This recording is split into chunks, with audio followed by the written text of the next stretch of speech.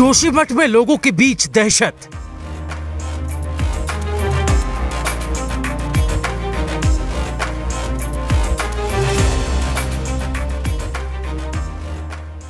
अपना आशियाना छोड़कर जा रहे लोग।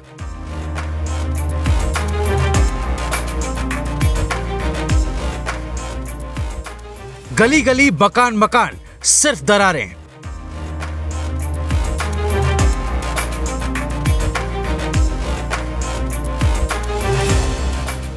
बड़े हादसे की आहट ने लोगों का छीन लिया सब सुख चैन।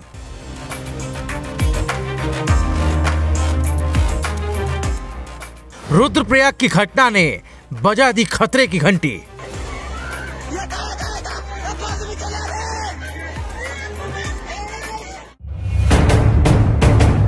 नमस्कार, आप देख रहे हैं राजकुमारी, आपके साथ में हूं भुवन शर्मा। दोस्तों, हाल में रुद्रप्रयाग के सारी गांव में भूस्खलन की घटना ने उत्तराखंड के पहाड़ी क्षेत्रों के संवेदनशील इलाकों में रह रहे लोगों में दहशत को बढ़ा दिया है। सारी गांव पहले से ही भूस्खलन संभावित क्षेत्र था। वहां जब कुछ दिन पहले यह घटना घटी तो कई सारे लोगों को दूसरी जगह पर शिफ्ट किया गया। लेकिन सवाल यह है कि आखिर पुनर्वास या फिर स्थायी समाधान के लिए तभी पहल क्यों की जाती है जब हादसा हो जाता है, जब एक बड़ी आपदा घट जाती है? क्या हमेशा किसी बड़े हादसे के होने का इंतजार किया जाता रहेगा? जो हादसा सारी गांव में हुआ वो कल को कुछ और जगहों पर भी हो सकता है, इसकी पूरी संभावना है। यह हम नहीं कह रहे हैं, बल्कि खुद भूवैज्ञानिकों की रिसर्च बता रही है। इन्हीं में से दोस्तों एक जगह है चमोली जिले का जोशीमठ, जो पहले भी सुर्खियों में आ चुका है, जहां से एक खबर सामने आ रही है फिर से कि कई लोग यहां घर छोड़कर जा रहे हैं। कभी भी यहां पर कोई बड़ा हादसा हो सकता है, इसका डर यहां के लोगों को बना हुआ है। प्रशासन भी पूरी तरह से अलर्ट मोड पर यहां आ गया है। इसलिए पहले से ही अब एहतियातन लोगों की सुरक्षा के लिए व्यवस्थाएं की जा रही हैं। लेकिन क्या ये व्यवस्थाएं काफ़ी हैं? ये भी अपने आप में सवाल है। हालात ऐसे हैं कि लोग अपने घरों को छोड़कर किराए के मकानों में रहने को मजबूर हो गए। आपको याद होगा बीते साल 18 और 19 तारीख को भारी बरसात हुई थी। इस मूसलाधार बारिश ने जोशीमठ के कई इलाकों के मकानों को, उनकी बिल्डिंगों को नुकसान पहुंचाया था। मैं आपको अब जो तस्वीरें दिखा रहा हूं उसमें आप दरारों को साफ तौर पर देख सकते हैं। ये दरारें मकानों में, इमारतों में, सरकारी भवनों पर आई हुई हैं। अब आप सोच सकते हैं यहाँ के लोगों के लिए सिर पर छत होना सुकून की बात नहीं बल्कि आफत बन गया है। हालात इतने खराब हो गए कि लोगों का घरों में रहना दूभर हो गया है, मुश्किल हो गया है, और कई लोग अपने घर छोड़कर किराए के घर में चले गए। दोस्तों, न्यूज़ 18 इंडिया नाम की एक न्यूज़ वेबसाइट है, उसमें एक खबर छपी है और इसी खबर के मुताबिक जोशीमठ के गांधीनगर वार्ड के लगभग 60 से ज़्यादा परिवारों पर भूस्खलन का खतरा मंडरा रहा है। भूस्खलन इतना ज़्यादा खतरनाक हो गया है कि गांव के कुछ परिवारों ने अपनी छतों को भूस्खलन की चपेट में आने से रोकने के लिए बल्लियों का सहारा लिया है। घर को बचाने के लिए इस तरह की बल्लियां लगाई गई। कई मकानों की दीवारों पर बड़ी और मोटी दरारें साफ दिखाई दे रही हैं। दोस्तों, गांधीनगर वार्ड के रहने वाले जो लोग हैं वो यहाँ अपनी आप बीती बता रहे हैं, किस तरह का मंजर उनको देखना पड़ रहा है। उनका साफ तौर पर कहना है कि भारी बारिश से उनके मकान की ज़मीन खिसक रही है, जिससे बड़े हादसे यहाँ कभी भी हो सकते हैं। जो जानकारी सामने आ रही है उसके मुताबिक अब तक कुछ इलाके हैं जिसमें सेमा, मारवाड़ी, रविग्राम, गांधीनगर, सुनील, सिंहधार, मनोहर बाग, नृसिंह मंदिर वार्ड में भूगर्भीय सर्वेक्षण किया गया है। अब बात करते हैं दोस्तों, आखिर चाहे वो चमोली की आपदा हो या फिर रुद्रप्रयाग के झालीमठ के सारी गांव में ताज़ा भूस्खलन की घटना, या फिर जोशीमठ के कई इलाकों के मकानों में लगातार पड़ने वाली दरारों की बात हो, ऐसी घटनाएं क्यों हो रही हैं? आखिर इनके पीछे की वजह क्या है? इन्हें लेकर हमारी सरकारों की तैयारी क्या है? हमारा सिस्टम इसे लेकर कितना तैयार है? जनचौक.com नाम की एक न्यूज़ वेबसाइट है, उसमें त्रिलोचन भट्ट जो कि वरिष्ठ पत्रकार हैं, इसे लेकर उन्होंने एक लंबा लेख लिखा है जिसमें उत्तराखंड वानिकी और औद्योगिक विश्वविद्यालय के भूवैज्ञानिक डॉक्टर SP सती के हवाले से लिखा गया है कि उन्होंने इस घटना के कारणों को जानने का प्रयास किया, लेकिन पता चला कि इस पूरे क्षेत्र का आज तक कभी भूगर्भिक सर्वेक्षण नहीं किया गया है। ये बात हो रही है रुद्रप्रयाग में भूस्खलन की। उत्तराखंड एक संवेदनशील राज्य है, इसलिए ये ज़रूरी है कि हर गांव का यहाँ भूगर्भिक सर्वेक्षण किया जाए, ये वो बता रहे हैं। और उन्होंने कहा कि ये सुनिश्चित किया जाए कि हर गांव पूरी तरह से सुरक्षित है या नहीं। भूवैज्ञानिक और पर्यावरणविद भी लगातार मांग उठाते रहे हैं कि पहाड़ों में जो भी परियोजनाएं बनाई जाए, परियोजना वाले पूरे क्षेत्र का भूगर्भिक सर्वेक्षण जरूर किया जाए। लेकिन 28 फरवरी 2022 के भूस्खलन से प्रभावित क्षेत्र का भूगर्भिक सर्वेक्षण ना होना, रुद्रप्रयाग के सारी गांव की मैं बात कर रहा हूं, यहां भूगर्भिक सर्वेक्षण नहीं हुआ और इस बात का सबूत है कि परियोजनाओं वाले क्षेत्रों में इस तरह का कोई सर्वेक्षण नहीं किया जा रहा।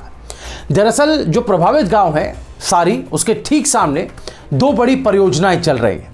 इनमें से एक चारधाम सड़क परियोजना है, जिसे ऑल वेदर रोड का नाम देकर चौड़ा करने का काम चल रहा है, और दूसरी महत्वपूर्ण परियोजना दोस्तों वो ऋषिकेश कर्णप्रयाग रेलवे लाइन है, जिसके लिए बाकायदा टनल बनाने का काम लगातार इस वक्त वहां चल रहा है। अब सारी गांव की भौगोलिक संरचना देखिए। सारी गांव अलकनंदा नदी के दाहिनी ओर नदी से कुछ किलोमीटर ऊपर की तरफ है। गांव के ठीक सामने चमोली जिले का गौचर नगर है।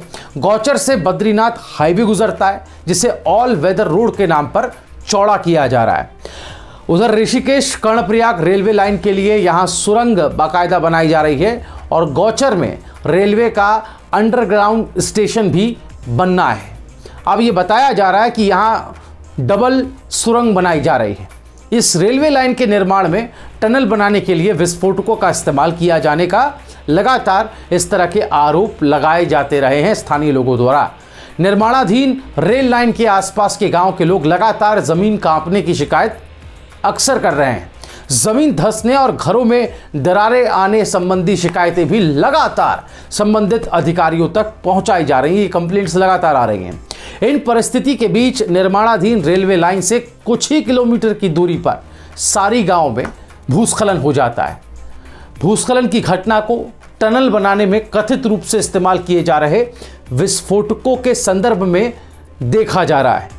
और यह भी आशंका है, यह आशंका दोस्तों सिर्फ इस बिना पर खारिज नहीं की जा सकती कि प्रभावित गांव अलकनंदा नदी के दूसरी तरफ है, जबकि रेलवे लाइन दूसरी तरफ बन रही है। जोशीमठ के सामाजिक कार्यकर्ता हैं अतुल सती, जिनके बारे में हम पहले भी आपको वीडियोस में बता चुके हैं और ये काफ़ी एक्टिव रहते हैं सोशल मीडिया पर। अतुल सती कहते हैं कि उन्होंने इस बारे में कई पत्र संबंधित अधिकारियों को भेजे हैं। वो पूरे क्षेत्र का भूगर्भीय सर्वेक्षण कराने की मांग कर रहे हैं, लेकिन ऐसा कोई सर्वेक्षण नहीं हो रहा है। अतुल सती के मुताबिक पिछले कुछ महीनों पहले जिला प्रशासन ने बाकायदा एक टीम भेजी थी, जो कुछ जगहों पर दरारों की सिर्फ चौड़ाई नापकर चली गई, भूगर्भिक सर्वेक्षण नहीं किया।